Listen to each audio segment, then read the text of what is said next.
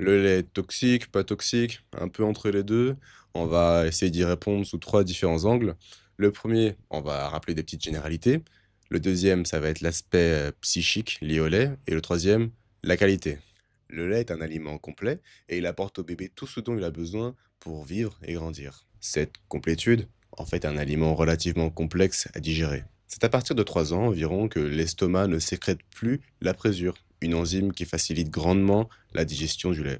Et l'autre point qui va rester un peu en suspens, étant donné que j'ai pas vraiment la réponse, c'est les hormones de croissance dans le lait. Compte tenu du volume et du poids de la vache, le passage entre le veau jusqu'à l'âge adulte nécessite une grande quantité d'hormones de croissance. Et ce qui pourrait se passer, hypothétiquement, c'est que, comme vous voyez, les jeunes de nos jours, ce rapport avec des longues jambes, des longs segments, pourrait être lié à la consommation de lait de vache. La question est de savoir si les hormones alimentaires sont assimilées en l'état. Je préfère dire que je sais pas. Et si je dis qu'il faudrait privilégier le lait de brebis, de chèvre, est-ce que ça voudrait dire que on pourrait rapetissir la croissance? Maintenant qu'on a terminé les généralités, on va passer à l'aspect psychosomatique du lait, donc l'influence psychique qu'a le lait sur l'organisme. Pour l'homme, le lait est indissociablement lié à la maman puisqu'il est spécifiquement un aliment pour le bébé. Le simple spectacle ou l'ingestion de lait ou de produits laitiers à moindre mesure, puisque la forme est différente si c'est du fromage ou du yaourt, va donc automatiquement nous remettre en contact virtuel avec notre maman. Si nous vivons des conflits plus ou moins censurés avec elle, la vue ou l'ingestion de lait va donc réactiver le problème et remettre en route des bouées de sauvetage, des pathologies, pour illustrer grossièrement, ou des maladies, le démontage de ces bouées. C'est ainsi que le lait peut, par exemple, réactiver des problèmes respiratoires lorsque la maman a été étouffante, rhume, bronchite, des troubles digestifs lorsque la maman a été ressentie comme injuste, chasse biliaire, du fait des rancœurs accumulées, des problèmes cutanés ou muqueux, de peau entre autres, lorsque la séparation de maman a été mal vécue. Par exemple, le sevrage, c'est l'action de retirer le sein au bébé. Il est donc essentiel, avant de consommer du lait ou des produits laitiers, de faire le deuil avec maman, ou du moins faire le deuil nécessaire. Bon, maintenant qu'on a vu l'impact du lait sur notre psyché, on va voir la qualité du lait, et plus précisément, dans le premier point, son aspect cancéreux. Lorsque je dis que c'est un produit cancéreux, ce n'est pas le lait en soi qui pourrait refiler le cancer. C'est le processus qui le fabrique qui est cancéreux. Parce que pour pouvoir produire suffisamment de lait, la vache a besoin d'être séparée de son veau. À ce moment-là, c'est comme un danger de mort pour elle.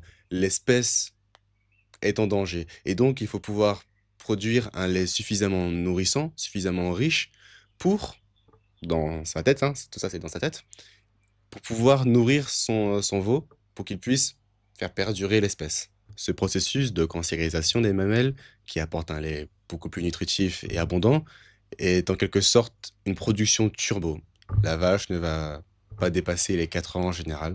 Et dans ce lait, c'est l'amour inconditionnel qui est véhiculé. Dans cette lignée d'amour inconditionnel, les fromages et les laitages devraient être très, très bénéfiques puisque déjà, de par leur forme, ils vont moins rappeler le lait sous forme liquide qui pourrait ramener à des conflits avec la maman. Mais à condition que la souffrance véhiculée par les microzymas de cet aliment ne soit pas trop lourde. Petit bonus, si tu as accès à du lait de jument, ce qui est peu probable, mais en tout cas, c'est un lait non cancéreux, entre guillemets «normal», puisque le poulain reste auprès de la jument et donc il sera plus digeste car moins riche. Deuxième point, le lait n'est pas forcément bio, en tout cas pas comme on l'entend. Je m'explique, on se dit que l'animal est élevé de la manière la plus naturelle possible, dans des conditions les plus saines. Eh bien non, puisque le lait va renfermer des poisons, antibiotiques, dioxines et divers poisons, médicamenteux. Le problème, c'est qu'il faut faire la part des choses, hein. La plupart des aliments qu'on mange, la plupart des viandes qu'on consomme, poissons aussi, vont renfermer, ces poisons. Et puis le fait de consommer ces poisons de manière régulière, à petite dose, nous mithridatise contre eux. Mithridatise, c'est, rendre plus tolérant à un poison, être en quelque sorte immunisé. Petit aparté, on verra dans une autre vidéo comment éjecter ces poisons sur le long terme. Pour conclure sur cette histoire de lait bio, et on va même un peu plus élargir, il faut savoir que la plupart des animaux bio, comme les autres, sont synvaques. Si je conjugue, ça fait ils sont synvaqués. Et donc, ils vont contenir un poison, l'hydroxyde d'aluminium, qui est responsable de multiples maux. Troisième point, la stérilisation. Le lait industriel va être soumis à de fortes chaleurs sous haute pression. Par exemple aussi, le fromage va être passé sous rayon gamma, ça va ioniser. Le but est d'enlever les bactéries, presque toute trace de vie. Je m'explique. La stérilisation, par la chaleur et la pression, va détruire le microzyma et va enlever à l'aliment, en partie ou en totalité, l'énergie vibratoire des microzymas. C'est assez regrettable, mais c'est pas forcément dramatique. Encore quelques bonus pour les conditions de vie de nos grosses bébêtes. Elles vont être affamées pour augmenter le stress et délivrer plus de lait. Par ailleurs, elles vont aussi être isolées dans des étables jour et nuit et sans contact amical ou fraternel.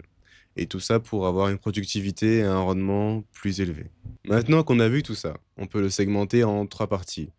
Le lait industriel, entre guillemets propre, c'est celui qui véhicule le plus de souffrance. En deux, on a le lait cancéreux, celui où les vaches sont dans des conditions relativement humaines. Le mieux, c'est de vérifier sur place. Et il y a une distinction à faire entre le lait cru, bio, celui qui va pas être soumis à de fortes chaleurs et pression, et le lait UHT, qui lui, bah, on pourrait le mettre, le lait bio UHT, dans la première partie, le lait industriel. Ou si vous considérez que la nourriture, si elles peuvent gambader, se renifler les fesses. En fait, ça, c'est plus le chien. On va dire qu'elles le font, ouais.